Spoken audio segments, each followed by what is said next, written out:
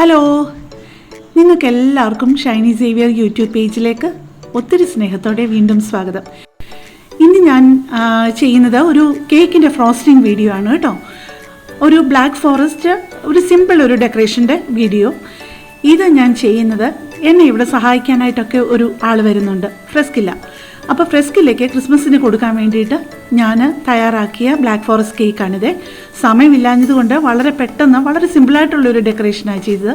കുറച്ച് വേഫർ റോൾസും കുറച്ച് ടോപ്പിങ്സും മാത്രം ഇട്ടിട്ട് പെട്ടെന്ന് ഞാൻ ചെയ്തെടുക്കുമായിരുന്നു. പക്ഷേ എന്നാലും വളരെ നല്ല സോഫ്റ്റ് ആയിട്ടുള്ളൊരു കേക്കിൻ്റെ വീഡിയോ. അതേ നിങ്ങൾക്കിത് തൊടുന്ന് കാണുമ്പോൾ തന്നെ അറിയാമല്ലോ, വളരെ സോഫ്റ്റായിട്ട് വളരെ സ്പോഞ്ചിയാണ് ആ കേക്ക്.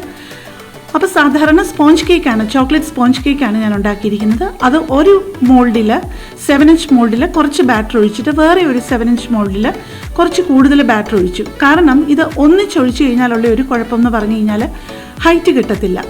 അപ്പോൾ രണ്ടായിട്ട് ചെയ്യുകയാണെന്നുണ്ടെന്നുണ്ടെങ്കിൽ രണ്ടായിട്ട് ബേക്ക് ചെയ്യാൻ വെക്കുമ്പോൾ കുറേ കൂടെ നല്ല ഹൈറ്റ് കിട്ടും കേക്കിന്. അതുകൊണ്ടാണ് അങ്ങനെ ചെയ്യുന്നത് കേട്ടോ. ഇതിപ്പോൾ എടുത്തിരിക്കുന്നത് ഒരു കപ്പ് പാലാണ് കേട്ടോ. ആ പാലിനകത്തോട്ട് ഗണാഷ് ഒഴിച്ചിട്ടുണ്ട്. അതിൻ്റെ കൂട്ടത്തിൽ 2 ടേബിൾ സ്പൂൺ പഞ്ചസാരയും കൂടി ഇട്ടിട്ടുണ്ട്. അത് നന്നായിട്ടൊന്ന് മിക്സ് ചെയ്ത് കഴിഞ്ഞിട്ട് നമ്മുടെ ഈ കേക്ക് ഒന്ന് സോക്ക് ചെയ്യുക. അതിൻ്റെ ഇടയ്ക്കിടയ്ക്ക് നമുക്ക് വേണമെന്നുണ്ടെന്നുണ്ടെങ്കിൽ ആ ബോർഡൊന്ന് ക്ലീൻ ചെയ്ത് കൊടുക്കാം. അല്ലെന്നുണ്ടെന്നുണ്ടെങ്കിൽ അതൊരു വൃത്തികേടായിട്ടിരിക്കത്തില്ലേ, അതുകൊണ്ട് ഇടയ്ക്കൊന്ന് ക്ലീൻ ചെയ്യുന്നു എന്നുള്ളതേ ഉള്ളേ. പിന്നെ ഞാനിപ്പോൾ ചെയ്യുന്നത് വിപ്പിംഗ് ക്രീമാണ്. ഞാൻ ഈ ഒരു കേക്കിനെടുത്തത് 1.5 കപ്പ് വിപ്പിംഗ് ക്രീമാണ് എടുത്തത്. അത് നന്നായിട്ട് വിപ്പ് ചെയ്തിട്ട് ചോക്ലേറ്റ് ഗണാഷും കൂടെ ചേർത്ത് നന്നായിട്ടൊന്ന് മിക്സ് ചെയ്തു ഏറ്റവും അവസാനം. അപ്പം ആ വിപ്പിംഗ് ക്രീമിനകത്തും ആ ചോക്ലേറ്റിൻ്റെ നല്ലൊരു ഫ്ലേവർ വരും. വിപ്പിംഗ് ക്രീം ആവശ്യത്തിന് നമ്മൾ തേച്ച് കൊടുത്തിട്ട് ഓരോ ലെയറും നമ്മൾ നല്ലതായിട്ട് ലെവലാക്കണം. അല്ലെങ്കിൽ എല്ലാം ചെയ്ത് കഴിയുമ്പോഴേക്ക് കേക്ക് ചരിഞ്ഞിരിക്കും. ഇപ്പം ഞാൻ ഒഴിച്ചു കൊടുക്കുന്നത് ചോക്ലേറ്റ് ഗണാഷാണ്. 2:1 എന്നുള്ള റേഷ്യോയിലുള്ള ചോക്ലേറ്റ് ഗണാഷാണ് ഇടയ്ക്ക് ഒഴിച്ചു കൊടുക്കുന്നത്. എന്നിട്ടത് എല്ലായിടത്തും ഒരുപോലെ വരത്തക്കണം നന്നായിട്ടൊന്ന് സ്പ്രെഡ് ചെയ്യുക. ഈ ചോക്ലേറ്റ് ഗണാഷ് കൂടാതെ സാധാരണ ഞാൻ വളരെ ചെറുതായിട്ട് സ്ട്രോബെറി ക്രഷും കൂടെ ഞാൻ ആഡ് ചെയ്യും. പക്ഷേ ആ ധൃതിക്കിടയിൽ ഞാനങ്ങ് മറന്നുപോയതാണ്. ചോക്ലേറ്റ് ഗണാഷ് മാത്രമാണെങ്കിൽ നല്ല ടേസ്റ്റാണ് കേട്ടോ. അപ്പം നമ്മുടെ രണ്ടാമത്തെ ലെയർ വെച്ചു. ആ ലെയറും നമ്മൾ മറ്റേ ലെയർ ചെയ്തതുപോലെ തന്നെ ആ പാലിൻ്റെ മിക്സ്ചർ ഇട്ട്, ചോക്ലേറ്റ് കലർത്തിയ മിക്സ്ചറില്ലേ, അതിട്ട് നന്നായിട്ട് സോക്ക് ചെയ്തു. വീണ്ടും ഇതേപോലെ തന്നെ വിപ്പിംഗ് ക്രീം നമ്മൾ സ്പ്രെഡ് ചെയ്യുകയാണ്. സാധാരണ എല്ലാവരും പറയും വളരെ സോഫ്റ്റ് ആയിട്ടുള്ള കേക്ക് ആണെന്നുണ്ടെന്നുണ്ടെങ്കിൽ പിന്നെ അത് സോക്ക് ചെയ്യേണ്ട ആവശ്യമില്ല. പക്ഷേ സോക്ക് ചെയ്യുന്നത് തന്നെയാണ് നല്ലത് കേട്ടോ. പിന്നെ ഒരുപാട് നമുക്കത് ഡെലിവറി ചെയ്യുമ്പം ഒരുപാട് ദൂരമൊക്കെ കൊണ്ടുപോകണം. ഒരുപാട് ഹൈറ്റുള്ള കേക്ക് ആണെന്നുണ്ടെങ്കിൽ പിന്നെ അധികം സോക്ക് ചെയ്യാതിരിക്കുന്നതാണ് നല്ലത്, സോഫ്റ്റ് ആയിട്ടുള്ള കേക്ക് ആണെങ്കിൽ. പക്ഷേ എന്നു പറഞ്ഞു കഴിഞ്ഞാൽ ഫ്രിഡ്ജിൽ വെക്കുമ്പോൾ നമ്മുടെ കേക്ക് എത്ര സോഫ്റ്റ് ആയാലും ഇച്ചിരി ഡ്രൈ ആവും. അതിൻ്റെ പുറത്തൊന്ന് കുറച്ച് തേച്ച് കൊടുക്കുകയാണ്, ഒരു ക്രം കോട്ട് പോലെ. ക്രം കോട്ട് എന്ന് പറയുന്നത് തന്നെ നമ്മുടെ ആ കേക്കിൻ്റെ പൊടികളുണ്ടല്ലോ, ആ ക്രംസ് എല്ലാം ഒന്ന് പിടിച്ച് ഈ ഒരു വിപ്പിംഗ് ക്രീമിലോട്ട് അങ്ങിരിക്കാനായിട്ട്. അപ്പോൾ പിന്നെ നമ്മൾ ഫ്രിഡ്ജിൽ വെച്ച് കഴിയുമ്പോഴത്തേക്ക് നമ്മൾക്കത് നീറ്റായിട്ട് കുറച്ച് നേരം കഴിഞ്ഞിട്ട് എടുക്കുമ്പോൾ നമുക്ക് അതിൻ്റെ ഫൈനൽ കോട്ട് നന്നായിട്ട് കൊടുക്കാം. ഇപ്പോൾ ദേ രണ്ടാമത്തെ ലെയറും ക്രം കോട്ടും ചെയ്ത് കഴിഞ്ഞു. ഒരു ലെയർ മുകളിൽ അപ്ലൈ ചെയ്തും കഴിഞ്ഞു. വീണ്ടും നമ്മൾ ആ ലെയറിന് ആവശ്യമായിട്ടുള്ള ചോക്ലേറ്റ് ഗണാഷ് ഒഴിച്ചിട്ട് ഓരോരുത്തർക്കും ആ ഒരു സൈഡും വിട്ടുപോകാതെ, ഒരു കോർണറും വിട്ടുപോകാതെ നല്ലതായിട്ട് സ്പ്രെഡ് ചെയ്ത് എല്ലായിടത്തും കൊടുക്കുക. ഇനിയിപ്പം നമ്മുടെ ഫൈനൽ ലെയർ വെക്കാൻ പോവുക. ഈ പീസ് ഞാൻ എടുത്ത് കാണിക്കാനുള്ള കാര്യം എന്നാന്ന് വെച്ച് കഴിഞ്ഞാൽ ഏറ്റവും താഴെ വരുന്ന ഭാഗമായിരിക്കണം, കേക്കിൻ്റെ ഏറ്റവും താഴെ വരുന്ന ഭാഗമായിരിക്കണം ഏറ്റവും ടോപ്പ് ലെയറായിട്ട് നമ്മൾ വെക്കുന്നത്. കാരണം കേക്കിൻ്റെ താഴത്തെ ഭാഗം എപ്പോഴും ലെവലായിരിക്കുമല്ലോ. അപ്പം നമ്മൾ ഈ ഫ്രോസ്റ്റിംഗ് എല്ലാം കഴിഞ്ഞ് അത് ഫിനിഷ് ചെയ്യുമ്പോഴും നല്ല ഫിനിഷിങ്ങിൽ കിട്ടും ഏറ്റവും മുകൾ ഭാഗം.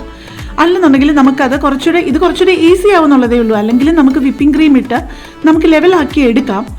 പക്ഷേ ഏറ്റവും താഴത്തെ ഭാഗം ഏറ്റവും മുകളിലായിട്ട് വെക്കുമ്പോൾ കുറേ കൂടെ ഈസിയാണ് ഫ്രോസ്റ്റിങ്. ഇപ്പം ഞാൻ വീണ്ടും ഇതേപോലെ ഫൈനൽ ആ ടോപ്പ് ലെയർ അതിൻ്റെ സൈഡ് പോലും, കാരണം ഏറ്റവും താഴത്തെ ലെയറിൻ്റെ സൈഡൊക്കെ ചിലപ്പം നമ്മുടെ പാത്രത്തിനോട് ചേർന്നിരിക്കുന്ന ഭാഗമൊക്കെ ചിലപ്പോൾ ഒരിച്ചിരി കട്ടിയാവാൻ സാധ്യതയുണ്ട്. ഈ കേക്ക് ഒട്ടുമല്ലായിരുന്നു, പക്ഷേ എന്നാലും കുറച്ചുകൂടി നമ്മൾ ശ്രദ്ധിച്ച് ആ ഒരു സൈഡിലോട്ട് നമ്മൾ നന്നായിട്ട് സോക്ക് ചെയ്യാനുള്ള ആ ഒരു പാലൊഴിച്ചിട്ട് വീണ്ടും നമ്മൾ ഫൈനലായിട്ട് ഒന്നുകൂടൊന്ന് ക്രം കോട്ട് ചെയ്യുക.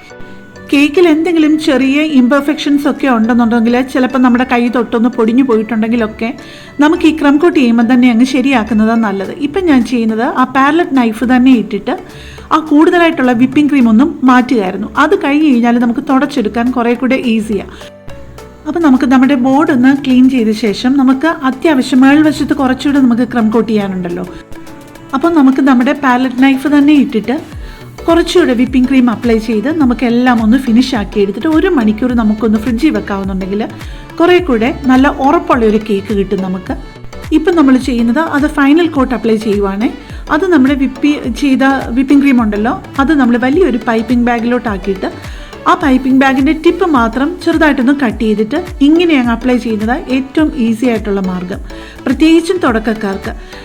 ഇനിയും നല്ല എക്സ്പീരിയൻസ് ഉള്ളവരാണെങ്കിൽ പോലും ഇങ്ങനെ തന്നെ ചെയ്യുന്നതാണ് ഏറ്റവും ഈസി ആയിട്ടുള്ളത്. പാലറ്റ് നൈഫൊക്കെ ഇട്ട് നമ്മൾ സ്പ്രെഡ് ചെയ്യാൻ പോയാലും ഇത്രയും എളുപ്പമായിരിക്കത്തില്ല. നല്ല കട്ടിയായിട്ടുള്ള ഒരു കോട്ട് കൊടുത്താൽ നമുക്ക് നല്ല പുറത്തൊക്കെ നല്ല ഫിനിഷ് കിട്ടും.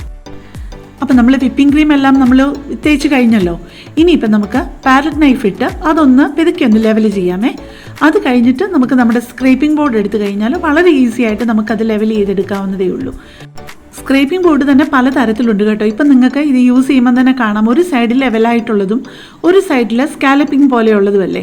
അപ്പം നല്ല ഒരു കോട്ട് നമ്മൾ പുറത്ത് അപ്ലൈ ചെയ്യുകയാണെന്നുണ്ടെന്നുണ്ടെങ്കിൽ ആ വളഞ്ഞ ഭാഗം ഇട്ട് നമ്മൾ ഇതുപോലെ സ്ക്രേപ്പ് ചെയ്യുന്നത് പോലെ സ്ക്രേപ്പ് ചെയ്ത് കഴിഞ്ഞാൽ ചെറുതായിട്ടൊരു സെമി സർക്കിൾ പോലെ ഇങ്ങനെ നല്ല അടുക്കായിട്ട് കിട്ടും. അത് പക്ഷേ നമുക്ക് കൂടുതലും അങ്ങനെയുള്ള ഡെക്കറേഷനൊക്കെ വെഡിങ് കേക്കിനും ബർത്ത്ഡേ കേക്കിനും ഒക്കെയാണ് ആവശ്യം. അപ്പോൾ പിന്നെ നമ്മളിത് ഫിനിഷ് ചെയ്യുന്നതിന് മുമ്പ് നമ്മൾ ഒന്നുകൂടെ നമ്മുടെ ബോർഡൊക്കെ ഒന്ന് ക്ലീൻ ചെയ്യുകയാണ്, നമ്മുടെ ഗനാഷ് മുകളിൽ ഒഴിക്കുന്നതിന് മുൻപ്. ഇതിപ്പോൾ 2:1 എന്നുള്ള റേഷ്യോയിലുള്ള ചോക്ലേറ്റ് ഗനാഷാണ്. അതായത് 1 കപ്പ് വിപ്പിംഗ് ക്രീമിന് 1/2 കപ്പ് ചോക്ലേറ്റ് ചിപ്സ്. അത് വൈറ്റ് ആയാലും ഡാർക്ക് ആയാലും മിൽക്ക് ചോക്ലേറ്റ് ആയാലും ഏതായാലും. എന്നിട്ട് അത് മെൽറ്റ് ചെയ്തിട്ട് എടുക്കുന്നതായി ചോക്ലേറ്റ് ഗനാഷ്. അത് സ്പ്രെഡ് ചെയ്തിട്ട് അതിന് മുകളിൽ കുറച്ച് വേഫർ റോൾസും കുറച്ച് സ്പ്രിങ്കിൾസും മാത്രം വെച്ച് സിമ്പിളായിട്ട് എടുക്കുന്നതേ ഉള്ളൂ. ഞാൻ പറഞ്ഞല്ലോ കുറച്ച് ധൃതിയായിരുന്നു അതുകൊണ്ട്. അപ്പം ഞാൻ എപ്പോഴും പറയുന്നത് പോലെ നിങ്ങൾക്ക് എൻ്റെ റെസിപ്പീസൊക്കെ ഇഷ്ടപ്പെടുന്നുണ്ട്, ചാനൽ ഇഷ്ടപ്പെടുന്നുണ്ടെങ്കിൽ ഒന്ന് സബ്സ്ക്രൈബ് ചെയ്ത് സപ്പോർട്ട് ചെയ്യണേ. നിങ്ങളെ മനഃപൂർവ്വം സബ്സ്ക്രൈബ് ചെയ്യാതിരിക്കില്ല എന്ന് എനിക്കറിയാം, മറന്നു പോയാലോ എന്നോർത്ത് ഞാൻ പറയുന്നത് കേട്ടോ. അപ്പോൾ നമുക്ക് വേറെ ഒരു വീഡിയോയുമായിട്ട് നാളെ കാണാം. Thank you.